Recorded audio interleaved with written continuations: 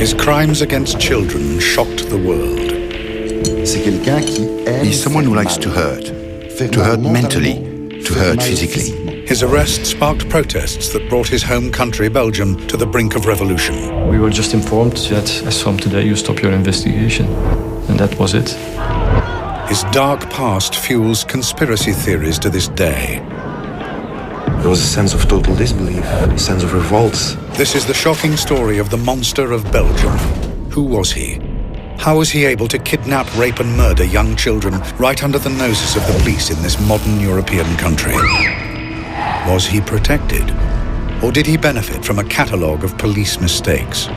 I don't believe that there is one person in this country who knows the full story.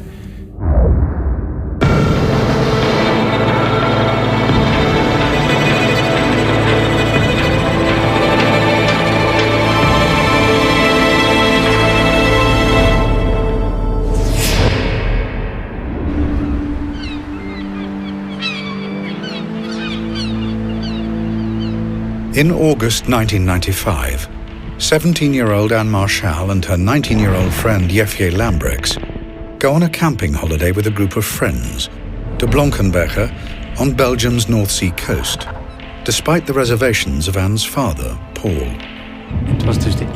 This was her first time on holiday without any parents. We talked about this with her and she said, "Dad, I'm turning 18. And then my wife too said, "Well, we'll have to let her go sometime." During their holiday, Anne and Jefje attend a hypnotist show. Whilst on stage, they're filmed by a member of the audience. Later that night, Anne's father receives a disturbing call. We received a phone call from one of the friends who told us that Anne and Jefje had not returned from a show they had attended in Blankenberge the previous evening. I was really panicky. Like, something's wrong here. This doesn't add up. When Paul Marchal meets the police himself the following day, he's worried by their apparent lack of concern. So I asked, "So what are you going to do?" "Just don't worry, the girls will be back. They probably just went looking for adventure. They will most definitely show up." I was shocked.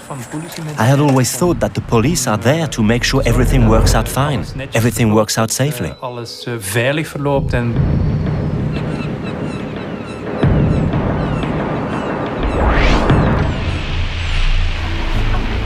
Paul Marchal returns home and begins his own campaign to find his daughter. No posters or searches were made, so we were going to do it ourselves. He is not the only parent searching for a missing child that summer in Belgium. Only 8 weeks before Anne and Jefje disappeared, 8-year-olds Melissa Rousseau and Julie Lejeune had vanished from a park near their home in Grasse-Ologne, over 100 miles to the south of Blankenberge. The police have made little progress in finding them. Journalist Douglas de Koning has written about the impact of Belgium's missing children throughout the 90s. It happened so often that kids disappeared. It seemed like some kind of phenomenon we started to live with. Yeah, that happens every summer. Some kids disappear. Children that disappeared from one day to another and that left no trace at all. Some politicians like Vincent de Crowley are also becoming concerned. A child disappearance was considered a relatively ordinary problem, treated like an ordinary theft. The dominant view within the Belgian police was to simply wait for 48 hours, giving priority to the theory that they had simply run away. But these first hours are critical. Studies show that 91% of abducted children are murdered within 24 hours. In Belgium, usually during the first hours, the police told the parents, "Thank you, we have written it down, but please come back to see us in a few hours or days." 6 months pass and the girls are not found. The police appear to have no leads and no idea whether they're dead or alive. The frantic parents continue their campaigns, but slowly, hope begins to fade. Only in late February of the next year, only then did I start considering it was possible that we were now searching for dead girls. With 4 girls disappearing without trace, are other children in danger? Some are being watched and stalked. Soon, more young girls will disappear.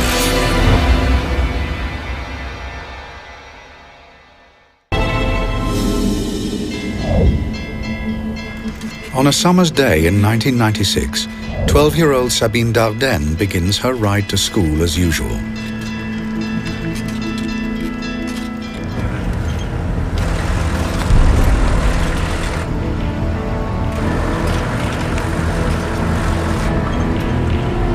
Ok, approche. Mets-toi tout près, colle.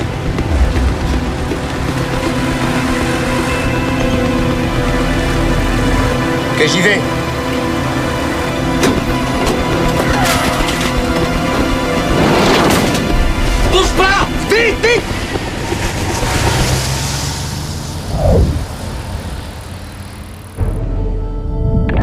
When Sabine goes missing, it becomes Belgium's latest high-profile case that year of a young girl disappearing. In response to growing concern, the authorities establish a missing persons unit to coordinate all the separate investigations. Among the investigators is Albert Priem. We had no clue whatsoever about any known offender. We investigated as many leads as we could, but it really was all negative. We couldn't have believed that one and the same person could be guilty of all these disappearances. That was completely unthinkable, at least at the time. 10 weeks pass, and Sabine's disappearance fades out of the headlines. Then, with investigators still struggling to establish any firm leads, another young girl is targeted. 14-year-old Laetitia Delay is walking home from her local swimming pool in Bertry, southern Belgium. She is snatched off the street in broad daylight.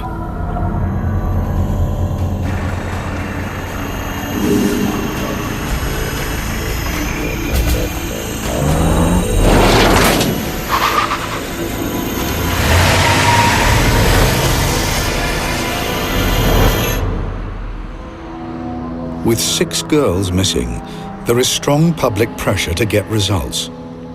Michel Demoulin, an investigator in the small town of Dinan, is one of the extra police officers drafted in to search for Laetitia. Well,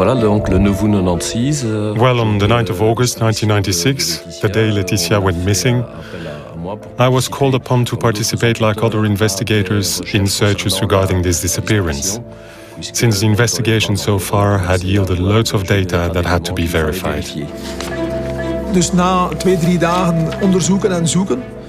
After 2 or 3 days of searching, we still hadn't found Laetitia, but we did have a few statements that seemed interesting to us.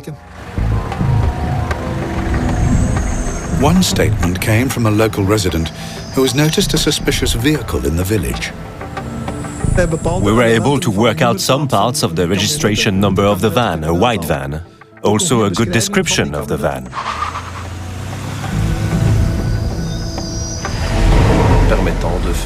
Which allowed us to make a connection with someone who had a potential profile on this kind of thing. The van is registered to a 39-year-old father of 3, an unemployed electrician called Marc Dutroux. Demoulin brings Dutroux in for questioning, along with his wife, Michel Martin, and known associate, Michel Lelièvre. I started leading the interrogation of the suspect. I always approach a suspect in the same way, which is to try and make sense of the personality I'm facing. Avez-vous suivi l'actualité de ces derniers jours? Je sais pas ce qui se passe en Belgique. J'ai pas la télé. Connaissez-vous des personnes répondant au prénom de Laetitia? Non. Vous êtes-vous déjà rendu à Bertry? Je sais pas. By now, Laetitia has been missing for 6 days. Statistically, her chances of survival are slim. With Dutroux not talking, Dumoulin and his team turned to the other two in custody. Michel Lelièvre, a drifter and heroin addict who has been assisting Marc Dutroux, caves in under questioning. Il m'a dit, je l'ai vu. Il a remonté la rue en direction du véhicule. Lorsqu'ils sont arrivés à hauteur de la voiture, la portière était déjà ouverte. Il l'a poussé violemment à l'intérieur. Il a crié une fois. Dutroux's wife, Michelle Martin, also confesses and attempts to distance herself from her husband. Je suis honteuse pour mon mari. Je suis sidérée par les faits commis par mon mari. J'ai conduit le véhicule jusqu'à Marcinelle. Marc est toujours resté à l'arrière, près de la fille.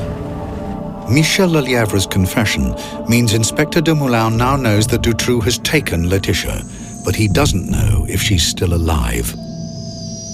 When you are looking for a victim, you're hoping to find them alive, so you do have to be firm.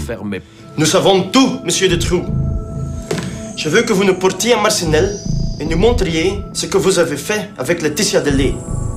But he isn't prepared for what happens next. Tu sais quoi? Je peux te donner 2 filles.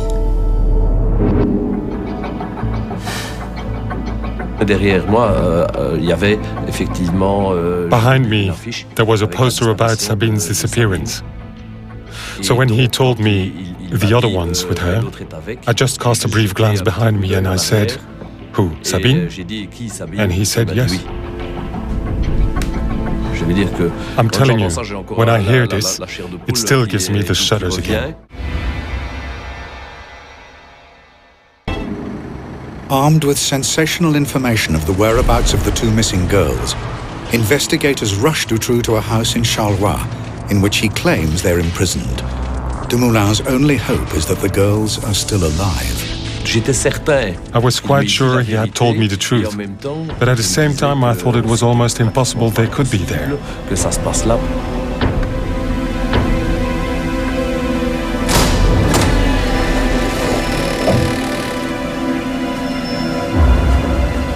In a tiny, filthy dungeon hidden underneath the house, Dumoulin finds Laetitia Delay abducted 6 days earlier.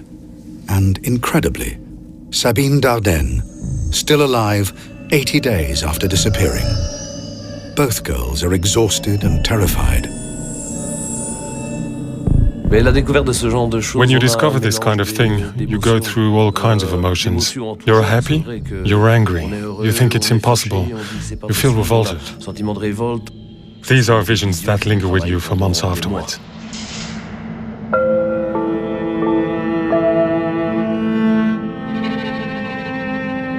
Under the full glare of the world's media, the 2 girls see daylight for the first time since their abduction. I recognized Laetitia at once, but Sabine, at first I couldn't really believe it, and I wasn't the only one.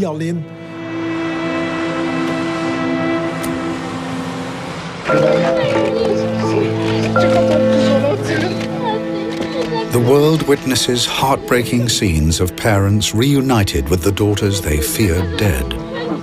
The kid couldn't stop crying. Dutroux had deceived her into believing that her family didn't care about her anymore, that she had been completely forgotten by her family, that she didn't exist anymore in their eyes. The way these kids looked, it really gave you the chills, even as a policeman.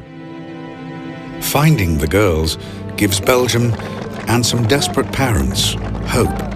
I was happy for Sabine and for Laetitia and for their parents, their families, for their friends. And at the same time I thought, you see, we still have hope too.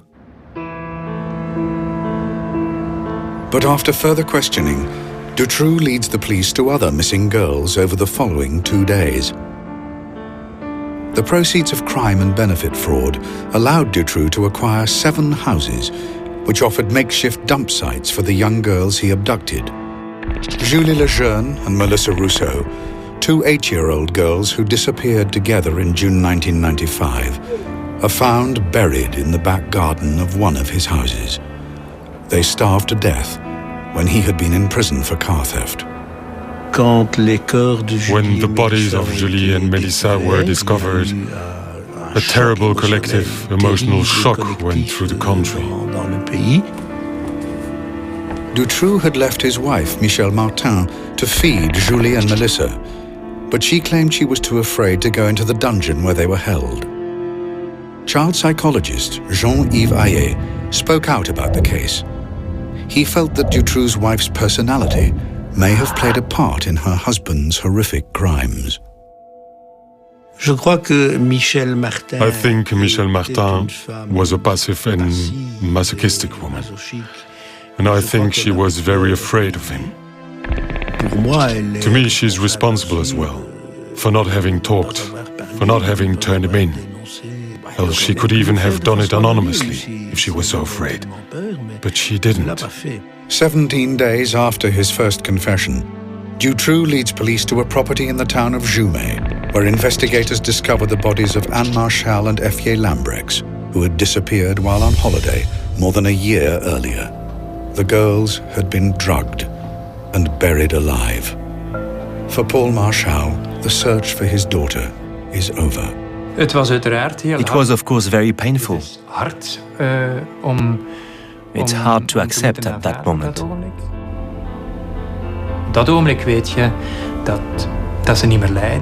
You know they're not suffering anymore.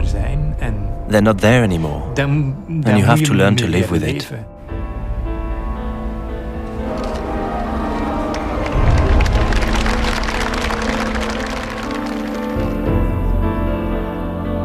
All 6 missing girls have now been found. Belgium struggles to come to terms with the tragedy.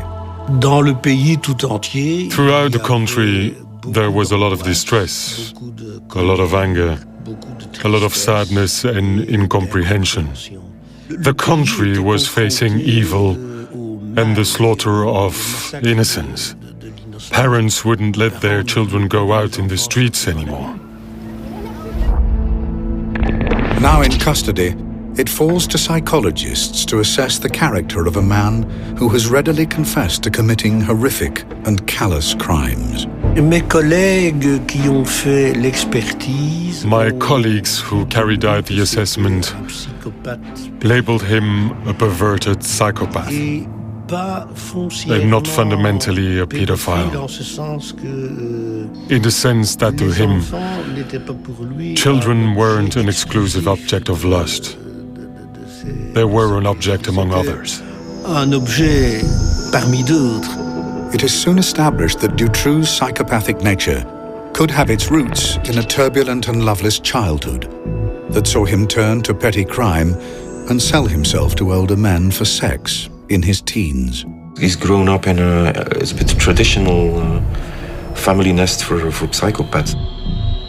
Very dominant mother, very aggressive father, a very egoistic couple, and as a result, a very egoistic young Marc Dutroux.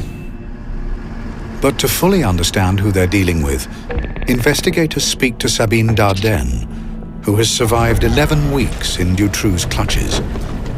With her testimony, they start to build a profile of a man whose crimes have shocked the world.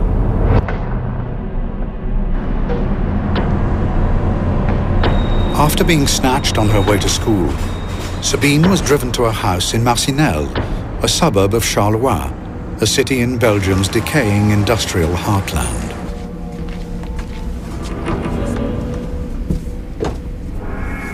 Sabine was drugged by her captor, led upstairs to the first floor, and chained to a bed. She was given an elaborate story by Dutroux, explaining why she had been kidnapped. He explained to her that she had been kidnapped in exchange for a ransom, but that her parents had refused to pay the ransom, and so the people who had ordered the kidnapping had given him the order to execute her. And since he himself was very nice, he had decided to protect her. On dirait qu'ils t'ont abandonné. Tu peux t'estimer heureuse d'être avec moi. Tu peux même dire que je t'ai sauvée. In exchange for this protection, she should grant him some favors, and everyone understands what that meant. Trapped and alone, Sabine Dardenne was repeatedly raped by her captor, or in his words, her savior. He's someone who likes to hurt. He's someone who likes to practice mental manipulation in all regards. To hurt mentally, to hurt physically.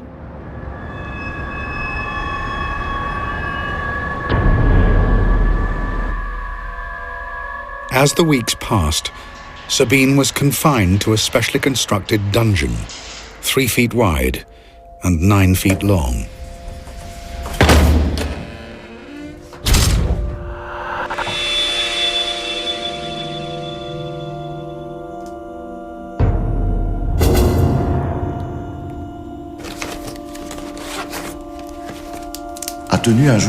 She kept a diary day by day, in which she drew a cross when Dutroux had come and abused her. One cross meant it hurt. 2 crosses meant it hurt badly.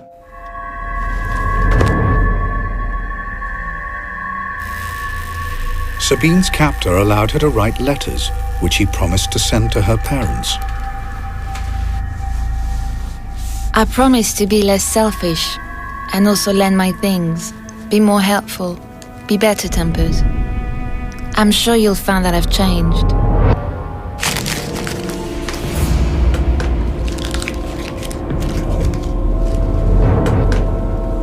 But the letters were never sent. I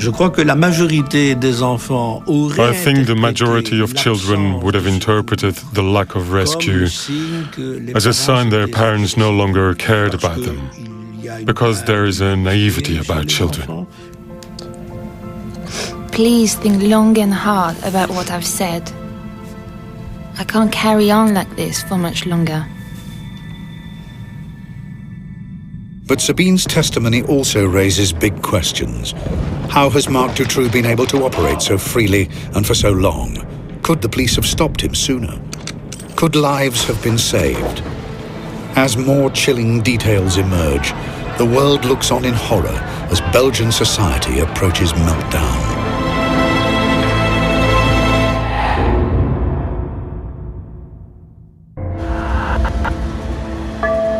In August 1996, 12-year-old Sabine Dardenne and 14-year-old Laetitia Delay were rescued from a cellar beneath a dilapidated house in southern Belgium. Laetitia had been imprisoned for 6 days, Sabine for 79. But while they have survived, 4 other girls have perished at the hands of their captor, Marc Dutroux. Over the next few months, a series of devastating revelations emerge about Dutroux's past and his relationship to the country's authorities. Belgians realize in horror that the police could have arrested him long ago, potentially saving the lives of 4 young girls. The name of Marc Dutroux was in the file less than 2 weeks after the disappearance of Julie and Melissa. So the police had all the information they could only dream of. All the conditions to arrest Marc Dutroux were met many months before his actual arrest. The abductions that followed Julie and Melissa's kidnapping could have been avoided. We are absolutely positive that Dutroux could have been arrested. Information comes to light. In 1989, 6 years before the disappearance of Julie Lejeune and Melissa Rousseau, Dutroux and his wife had been convicted of the abduction and rape of 5 girls. Dutroux was released just 3 years into a 13-year sentence. It was completely predictable that this guy would relapse. A time bomb, a powerful time bomb was ticking. From his release in 1992, warning signs were flashing.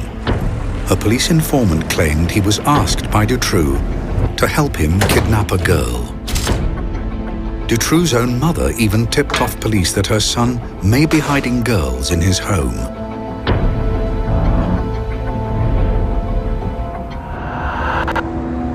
Eventually, in August 1995, the police put him under surveillance, an operation codenamed Othello. A camera was hidden in a railway wagon in front of his house in Marcinelle.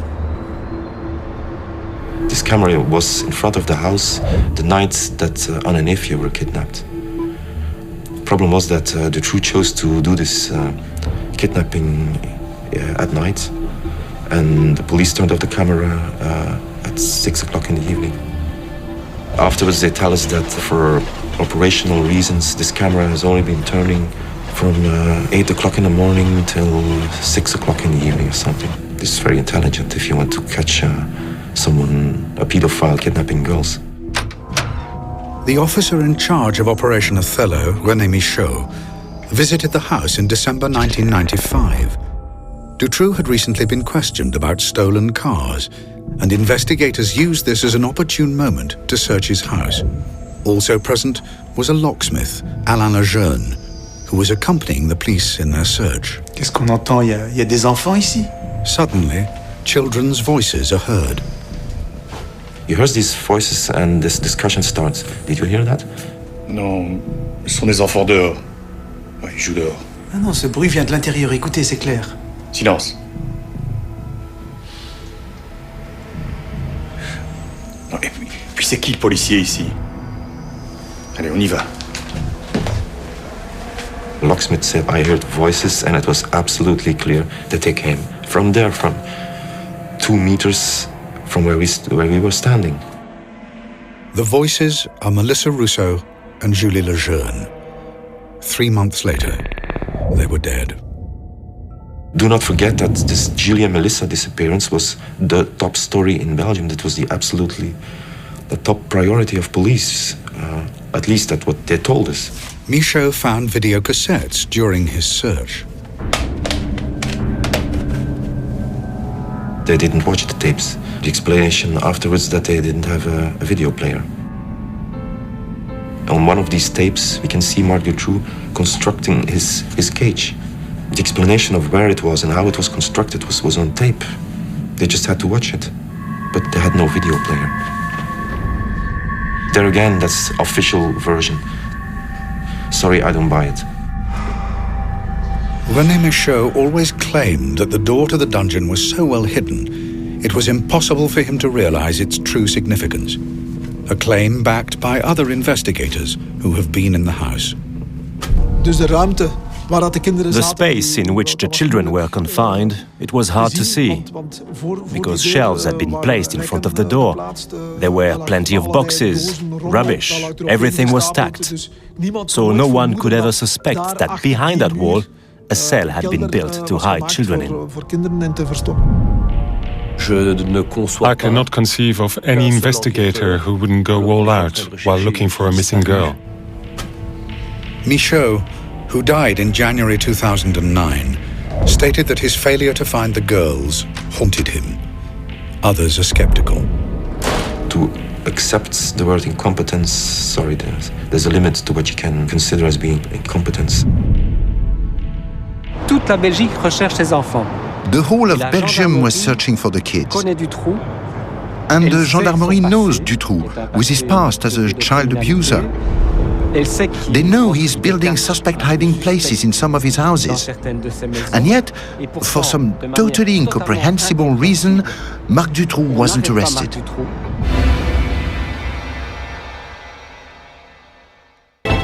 Belgians begin to ask whether Marc Dutroux is being protected by powerful people within the state. While in custody, Dutroux himself fans the flames of conspiracy with a controversial claim which will forever change the global perception of this case. He states he is part of a national paedophile network whose tentacles stretch right to the top of Belgian society. Investigating judge Jean-Marc Connerot is put in charge of preparing the case against Dutroux. He is determined to get the truth. Connerot arrests known associates of Dutroux.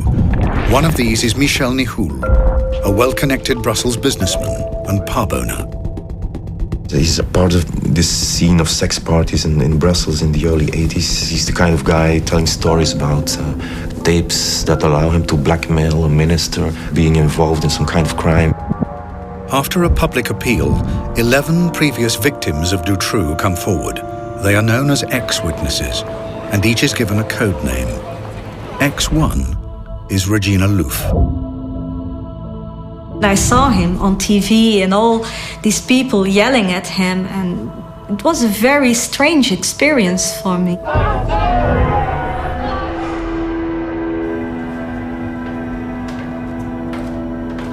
Regina Louf, now a mother of 4, recognizes Marc Dutroux and Michel Nihoul from her childhood. My mother had a boyfriend, and he hired me again to other men, to sort of a prostitution network, and there I met Nihoul. So these parties were organized for other pedophiles, and there they took 1 to several children, and they had sex with them, of course, or they took photographs or films or making movies, everything.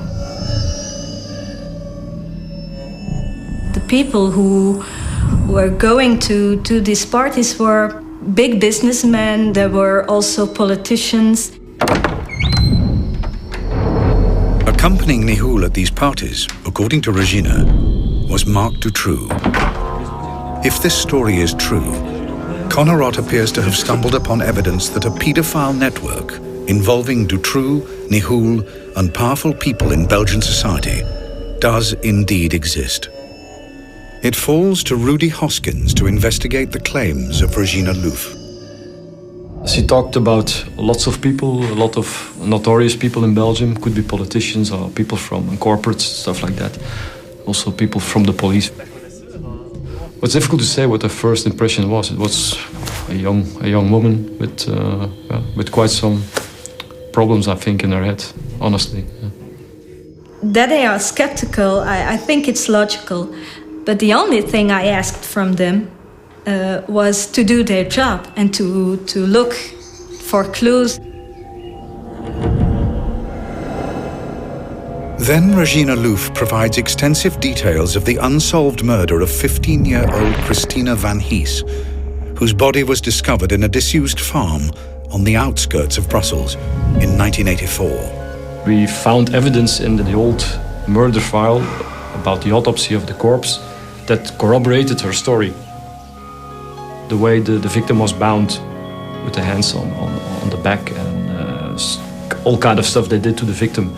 And there were really things she gave in her interview that were not publicly made available at that time of the murders that she told us. Regina Louf's information on the Van Hees murder persuades Hoskins that maybe there is some truth in the rest of her testimony. If there's only 10% or 20%, that's worthwhile investigating further. I think that's, for me, it's very clear.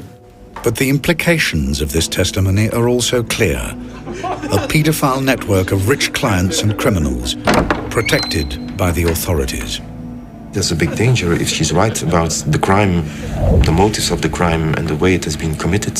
She might be right about the suspects as well. I think people in some level were afraid of that.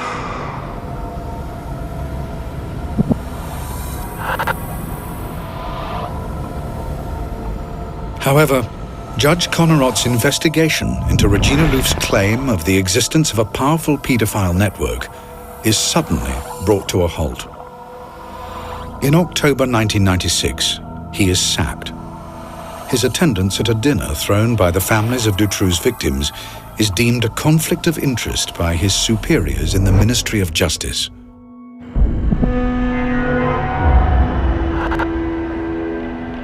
Rudy Hoskins and the team working with the ex-witnesses are summoned to the Justice Department. We were just informed during that meeting that already, as from today, you stop your investigation. And that was it. We were going too far for some people. Don't ask me who, I have no idea, and why, no idea. I still ask myself the same question, but we touched upon something that was not supposed to get out in the open.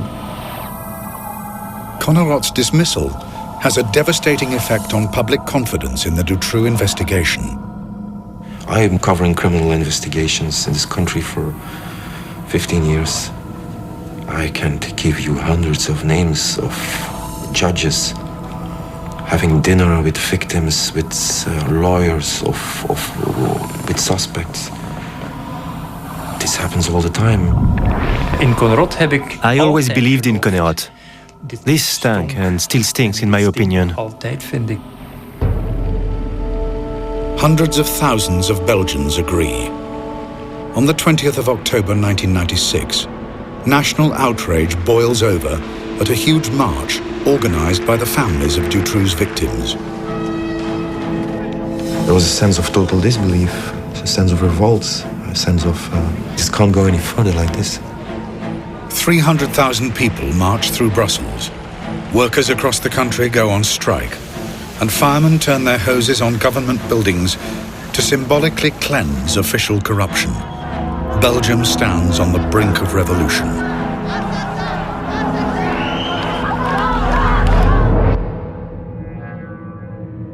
Meanwhile, the man at the center of the storm maintains he is simply a small player in a much bigger criminal conspiracy. And his surviving victims prepare for their day in court. I didn't crack up when I was freed from the monster's grip at the age of 12. But when I turned 20, another severe test of nerve awaited me, face to face with Marc Dutroux.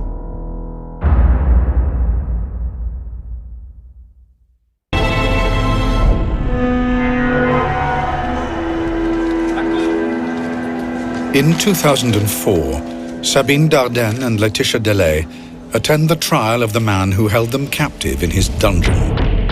In the dock with Marc Dutroux are his ex-wife Michel Martin and alleged associates Michel Nihoul and Michel Lelièvre. It has taken 8 years to bring Dutroux to trial.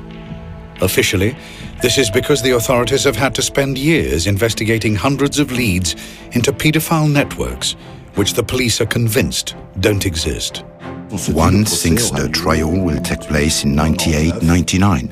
Some dreamers said 2000. No, well, 2004.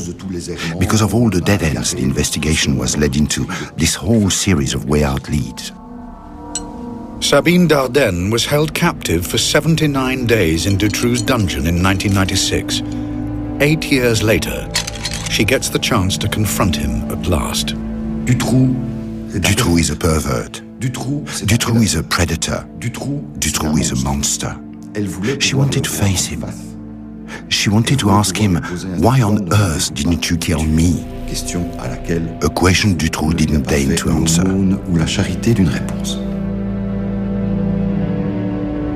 But that isn't the only unanswered question to emerge from the trial. Belgians are split over whether Dutroux is a lone predator or part of a paedophile ring run by his co-defendant, Michel Nihoul. Ik denk inderdaad dat niet alleen Dutroux... I do think it wasn't just Dutroux who killed my child. Ik denk inderdaad dat de politie... I think that the police and the judiciary share in the guilt. But many voices who could potentially shed light on this story are not in court, fueling suspicions of a cover-up. There are a lot of people who died in the entourage of Dutroux very quick after he was arrested. José Stepper is a police informer who claims he has explosive information on Dutroux. He dies 2 days before he is to meet his contact. His family believe he was poisoned. Jean-Paul Tamino is a figure in the Charleroi underground who disappears just as he is supposed to talk to the police. Parts of his body are fished out of the canal on the day of Dutroux' arrest. François Rayskins told a friend he'd seen Melissa Rousseau alive in Holland. Before he could tell the police, he was killed on a railway line. In all, 20 people connected with the case had died in suspicious circumstances.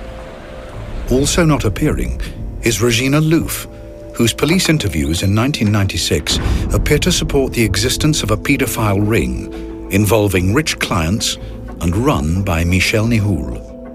But the police investigation into Regina's claims was halted in 1997. We still ask ourselves the same question, why? We were just doing our work, we were objective. Why the hell did they stop us? She was interviewed by a second team of investigators, and her testimony dismissed. They said it right in my face that they didn't believe it anymore and that I was sick in the head and that I just only wanted attention. By 2004, Regina Louf's character and testimony are bitterly disputed.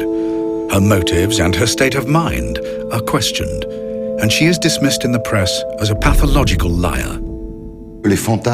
Fantasies sell better than reality. In the Dutroux case, as far as I can tell, the ex-witnesses don't add anything whatsoever, really nothing whatsoever. It's not that difficult to turn a victim in someone who is crazy. You just point your finger at the victim or the witness and say, she's false, she's just a maniac or something like that. In contrast, Laetitia Delay and Sabine Dardenne maintain Marc Dutroux was their only abuser. La seule personne vivante. The only living person who has been in Dutroux's claws for 80 days is Sabine Dardenne. And Sabine Dardenne says, the only one I've seen is Marc Dutroux. So where is the ring? Someone who is acting on behalf of a large and very wealthy ring to sell little girls would not carry out a kidnapping in a ramshackle van registered to himself. And then he would keep this product in his cellar but wouldn't throw it on the market for some 80 days. It makes no sense. Dutroux has never offered any details of the network he claimed to serve. It might be helpful if he says, I'm working for an organization, that he would at least give a phone number about the guy, his contact person at his organization. He didn't do that. On the 17th of June 2004, Marc Dutroux is found guilty of the abduction and rape of 6 girls and killing 4 of them. He is sentenced to life behind bars. His associate and driver, Michel Lelièvre, is found guilty of kidnapping and sentenced to 25 years in jail. Dutroux's ex-wife, Michel Martin, is found guilty of conspiracy to kidnap and sentenced to 30 years in jail. Businessman Michel Nihoul is convicted of drugs offences, but he is acquitted of being an accomplice of Dutroux. Officially, therefore, there is no paedophile network, no powerful clients, and no cover-up by the authorities. The investigation revealed that Marc Dutroux acted alone. We haven't found a single element, neither in the investigation nor afterwards, indicating the existence of a ring, past or present, in our country. But not everyone is satisfied. I think we're never going to get the true story. And I don't believe that there is one person in this country who knows the full story.